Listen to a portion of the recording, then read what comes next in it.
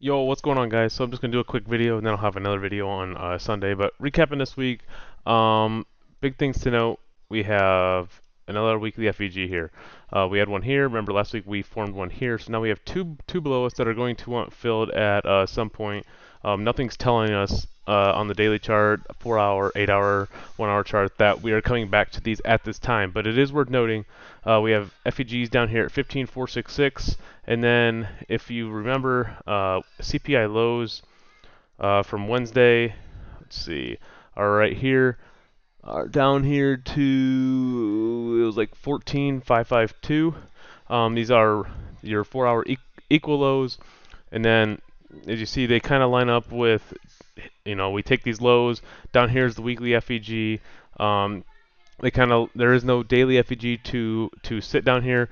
But if you look at it, if we tap into this weekly FEG right here, we tap into a daily order block here, and then we take the equal lows here, and then maybe back up. But obviously, nothing's saying short right now because I'm just giving a short target, just saying at some point we will come back and fill these weekly FEGs.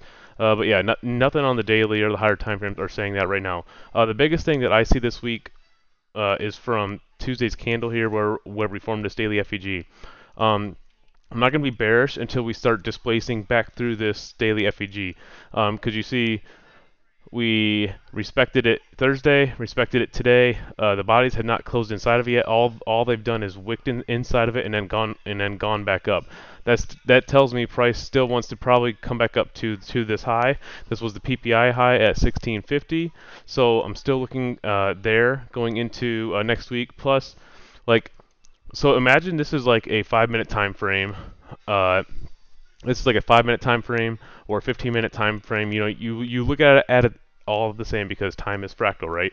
Every single chart from the 5-second chart all the way to the weekly chart all react the same way. Like the candles all do the same thing. Remember, we had this weekly FEG. So if I was giving an alert in the room and I said, okay, we're gonna long if we inverse this, right? We'd be looking for this high, right? And then what happens? Whenever we go to this high, we usually go to a break even, and then we aim for the next high. 16,268, which would be our all-time highs, and then we go to break even here, and then because it's possible we come back and hit our entry down here and maybe refill this FEG first, right? So that's just kind of what I'm getting at. But if I see this and we're still holding above this, above this high, we're still displacing above it. That's why I think all-time highs can still be a possibility and at least back to this week's high to 1650. Otherwise, we would have taken this high, wicked it, and then rejected, and then came back down. The fact we are closing above it is still bullish to me.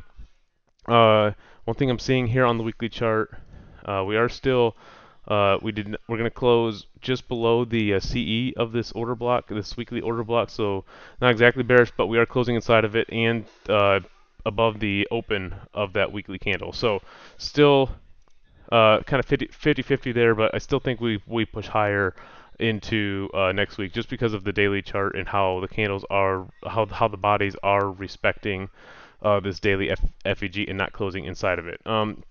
Obviously, lately we've had a lot of 4-hour consolidation here. So I'm thinking maybe next week we get some kind of like accumulation here, manipulation swing up, take PPI highs and then maybe down, or go all the way up to all-time highs and then come back down. Something of that, but something is building here. But I do think we go up either way, even if it's a up and then and then as our manipulation swing and then back down, like on like a higher time frame. But just like the daily, you see, like this is still respecting everything here. Like the bodies are not even closing inside the 4-hour FVG here, which if you were going to be bearish, you would at least want to see some kind of close inside of here. But the fact that it's still respecting is kind of telling. Other than that, 8-hour chart pretty much looks the exact same. We did not inverse this 8-hour today. This is something I will be watching going into Sunday. See if maybe we can close above this. This will be the sign that I know we're definitely going back up to the highs here. Today we took 3 alerts. We had 3 plays here in in the chat. I don't remember exactly what times they were. I believe this was one. This was a play right here. No, it was this. It was this 5 minute here. So we took this 5 minute here at 884. Yeah, that's right. Because we took a 5 minute inverse down here as well, around the 870 level, right down here. So these were the two inverses we took today. And then we took longs up to 97 here. We rode to this high. We went to break we went to break even. You see, we rejected right at it, kind of left equal highs, and then we came back for it later.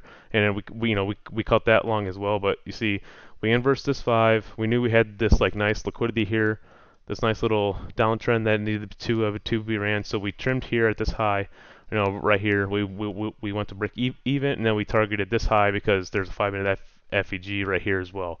And then we obviously trimmed here, and then we got stopped at even later, and then we longed this one right here. We and then we took it back up to this high at 97, cleared these relative equal highs that we left, and then we held a runner for the high of day up here at 920.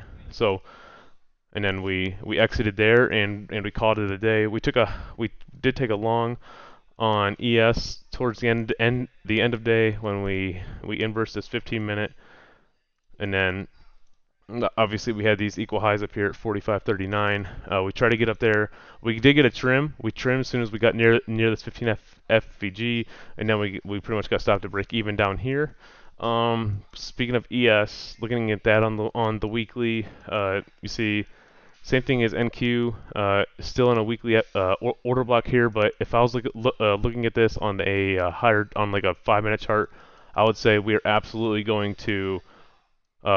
I'm actually going to move this target up here. To be honest, I think we're going to go back up to this high because this high is sitting in this small weekly FEG, and then probably back up to these highs here as well, up to 46.84.